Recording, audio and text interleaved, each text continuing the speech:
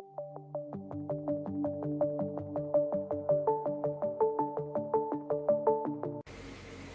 meus queridos amigos da TV Cidade Santo André.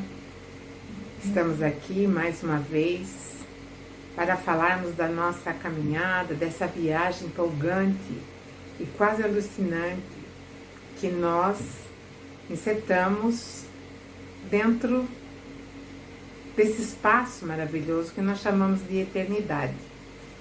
E como nós vimos já nos programas anteriores, o progresso ele vem lentamente, ele não vem assim no galope, ele vem lentamente. Então demorou, muito tempo, segundo a nossa visão, segundo a nossa sensibilidade, para atingirmos o patamar de civilização. Antes, provavelmente uns 6.500 por aí, antes da nossa era, nós estávamos vivendo assim, existia assim aquele desenvolvimento, já os rudimentos, a inteligência se expandia, mas em determinado momento, vejam só o que acontece, e explode então uma necessidade mesmo de formatação de sociedade entre os seres humanos. E aí surgiram então surgiu a primeira civilização que hoje nós temos notícia, que é a Suméria, que foi na Suméria, e é nessa região então aflorou a civilização de uma forma maravilhosa. Então nós temos, através de registros, de tablets, que eram tabuletas escritas na argila, e desde 1840 essas tabuletas são estudadas, esses tablets, e ali nós temos assim um universo imenso de detalhes daquilo que para nós muitas vezes passou como se fosse lenda, como se fosse mitologia, quando na verdade é a nossa história. E a constatação lá atrás, do ser humano na existência de um ente superior que fazia com que o homem, o ser humano, tivesse medo e ficasse apavorado, evidentemente. Isso eu estou falando lá mais atrás, antes da civilização, Então, essa força desse ente, que era por eles desconhecido, ele fazia com que o homem tivesse medo, prestasse algumas reverências que nós vamos ver que vão chegar a extremos, Com o passar do tempo, a grande entidade, que vinha do céu, ela passa a ser também, multiplicada com as outras que estavam aqui na Terra, que eles acreditavam que eram seres que os ajudavam, e esses seres ficavam nervosos, contrariados. Então foi criando esse Deus antropomorfo, que é segundo a nossa própria semelhança.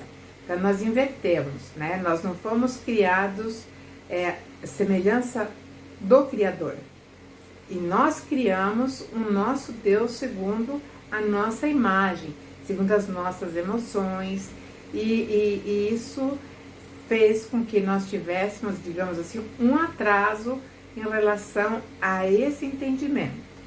O assunto, se eu for desfiar, nós vamos ficar bastante tempo falando, porque é um assunto, para mim, que gosto, é palpitante, Então, quando havia colheita, e essas colheitas eram abundantes, eles tinham aquela coisa de oferecer as primeiras safras para a divindade. na pecuária, quando tudo dava certo, quando os animais não morriam pela fome ou pela peste, eles também ofereciam um boi, ofereciam uma ovelha, enfim, né? Com o tempo a gente vai ver, segundo já no Novo Testamento, que até pombas eram oferecidas, né? E assim também foram sendo ligados esses deuses antropomorfos com as necessidades da população da terra de então. Na verdade, quando nessa primeira civilização da Suméria, existiam os deuses que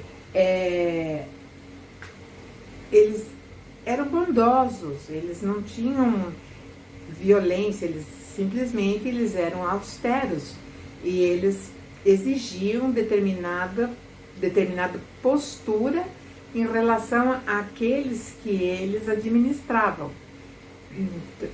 Houve até uma divisão entre eles, e por isso que nós vemos que a Índia tem um culto diferenciado, por isso que nós vemos que a Ásia, né, a Ásia também tem um culto diferenciado, o Oriente tem um culto diferenciado, nós vemos que, enfim, né, esses cultos, na verdade, eles são retratos daqueles deuses que eram cultuados. Havia aqueles que eram extremamente bondosos e aqueles que eram mais irancudos, né? Por exemplo, no Egito existia um deus muito bravo, né? Um deus que ele era completamente, ele tinha que ter as rédeas de tudo. Diferente do deus que existia ali na Suméria, que era mais dócil, que queria elevar a civilização humana a patamares maiores através da justiça, do modo justo de viver, da moral, da civilidade. E assim nós vamos desdobrando esses assuntos, né, sobre esses deuses, que eu vou falar de um por um e falar como eles ficaram conhecidos em outras regiões. Mas em primeiro momento, esses deuses, eles aceitavam muito bem as oferendas, né, de coroas de flores, de boi, de ovelhas, como eu disse, enfim, lá até um pratinho de farinha, né, que eles faziam o bolo da farinha, do trigo, né, da farinha de trigo, e eles também ofertavam, que eram chamados de oferendas, e quando era, né, abatido um animal, aí sim o nome se deu, né, o holocausto, e que na verdade era um sacrifício. E assim, né, foi criando então vários rituais que nós percebemos que ainda são usuais em determinadas religiões, né, onde existem as oferendas mesmo de animais. Atualmente, né, esses tablets que eu falei, que contam as histórias, que contam esses detalhes, eles estão espalhados pelos museus do mundo. Nós temos assim que Londres tem um vasto acervo, né? Londres, na Alemanha, enfim, nos Estados Unidos. Então esses tablets, eles estão por aí, são documentos que nos dizem respeito, porque nós temos lá o nosso arquivão, né, onde nós vamos arquivando, colocando tudo ali, e nós vamos trabalhando na nossa melhora, na ampliação dos nossos conhecimentos. Os sumérios, eles tinham algumas deidades fundamentais, né? Então, na verdade, eram 4. Esses 4, o primeiro deles, que era o top, né, no panteão, se chamava An, né, que significa Pai do Céu. E esse An, ele tinha filhos, né? Então ele tinha 3 filhos. Um filho se chamava, uma filha, né? Se chamava Ki, que é mãe da terra. O outro filho se chamava Enlil, que era o pai do ar. O outro se chamava Enki, que era o pai da água. Então eles foram denominados por esses nomes aqui, né? Porque consta também outros nomes que eles tinham, mas quando eles não estavam aqui. E esses deuses, segundo consta nesses tablets que eu estou falando, eles tinham, eles usavam, né, uma sigla para denominar o que era necessário para fazer a civilização. Essa sigla se chamava ME, ou ME. E ali estavam todos os códigos, né, conjunto de regras universais, que não eram só válidos aqui na Terra, para formatar a civilização, o homem civilizado.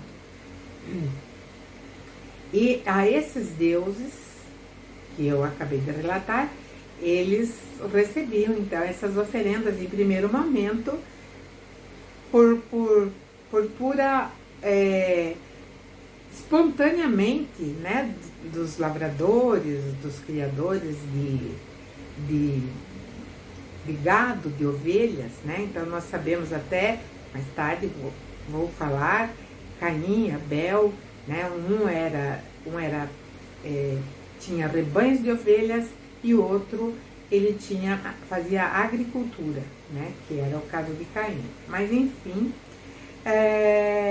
eles recebiam sempre as primícias dessa colheita ou então da empreitada que eles faziam. Então nós percebemos que nessa altura o homem já tinha uma desenvoltura, ele já tinha compreendido muitas coisas, já não era mais nômade, já era sedentário, e nesse sedentarismo é que foram desenvolvidas então todas essas artes, né? Inclusive a arte mesmo em si, como música, como dança, como poema.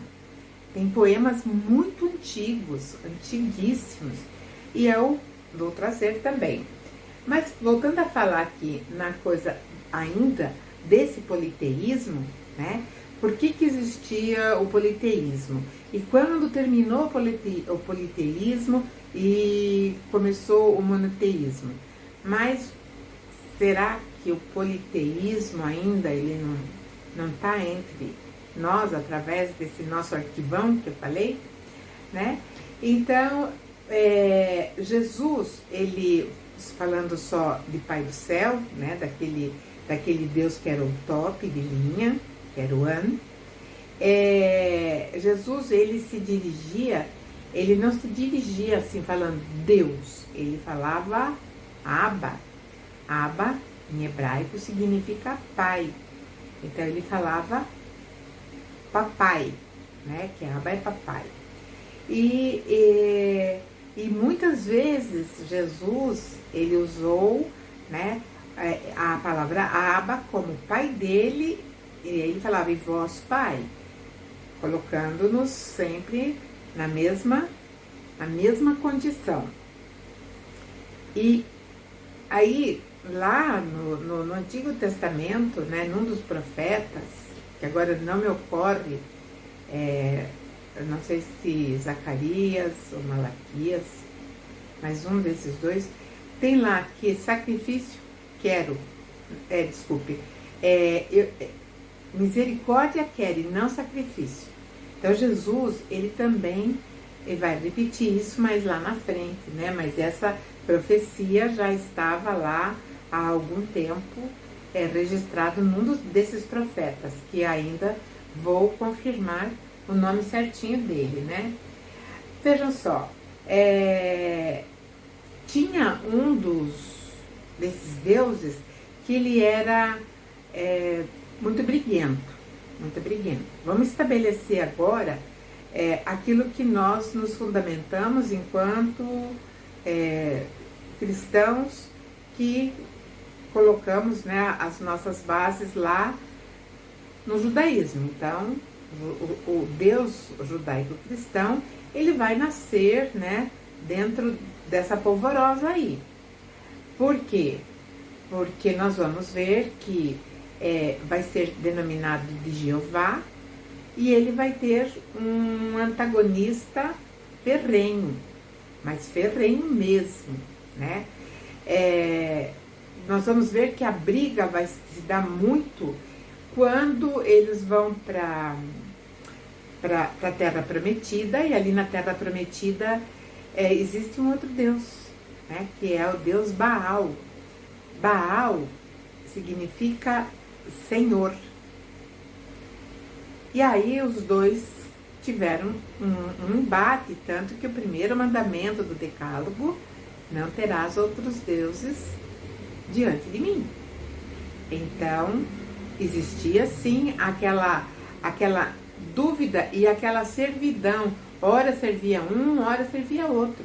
E nós vamos ver que isso vai ter um efeito muito grande, inclusive até perdurando até os dias de hoje. Mas vamos lá, vamos falar um pouquinho então desse que era inimigo do Deus de Israel, que foi chamado e denominado também de Yahvé ou Jeová. Esse Deus, Yahvé, tudo tinha que estar dentro de um critério muito bem estabelecido, dentro da conduta, dentro do modo certo de fazer as coisas. E o cooptador, que era o Baal, ele era muito articulador. E ele tinha, assim, né, um grande número de seguidores em toda Canaã, toda aquela região ali, aonde, né, seria a Terra Prometida, que mais tarde será Israel. Ele tinha ali, ele era absoluto por ali. Então foi difícil, houve sim muita briga, muita guerra em relação a esses dois deuses que se degladiaram. Mas o adversário de Jeová, né, que é o Baal, ele era conhecido por outros nomes também. Por exemplo, Baal Zebu, né, que significa o Senhor da morte, o Senhor das moscas. Enfim, esse assunto nós vamos prosseguir, porque nós falaremos mais tarde também sobre o monoteísmo, como que isso foi se alinhando dentro da nossa concepção. Agradeço a todos vocês e espero vocês no próximo programa. Um beijo, muita paz e até lá!